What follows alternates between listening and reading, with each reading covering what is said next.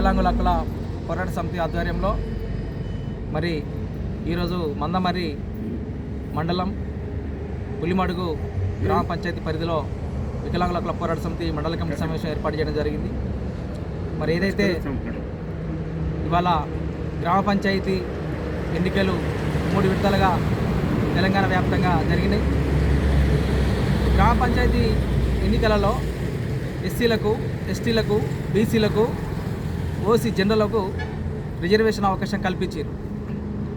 మరి మేము ఇవాళ సర్పంచ్లుగా, ఎంపీటీసీలుగా, వార్డు మెంబర్లుగా వికలాంగులకు రిజర్వేషన్లు లేవు, రాష్ట్ర ప్రభుత్వం కల్పించలేదు.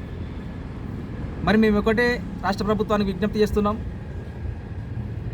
ప్రతి గ్రామ పంచాయతీలో కోఆప్షన్ మెంబర్గా మాకు అవకాశం కల్పించాలని, అదే రానున్నటువంటి ఎంపీటీసీ, జెడ్పీటీసీ ఎన్నికలలో కూడా మండల కోఆప్షన్ మెంబర్గా అవకాశం కల్పించాలని, జిల్లా స్థాయిలో జిల్లా కోఆప్షన్ మెంబర్లు కూడా అవకాశం కల్పించాలని రాష్ట్ర ప్రభుత్వాన్ని విజ్ఞప్తి చేస్తున్నాం.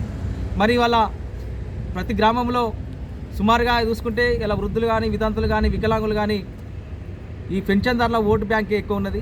ఇలా సర్పంచులు గెలిచిరంటే ఈ పెన్షన్దారుల ఓటు ద్వారానే సర్పంచులు గెలిచిరు. మరి వాళ్ళు గెలిచిన వారికి ఒకటే మేము విజ్ఞప్తి చేస్తున్నాం, అభ్యుదయ భావాలతోటి మీరు ఈ ప్రజాస్వామ్యంలో మరి మాకు కూడా హక్కులు ఉంటాయి.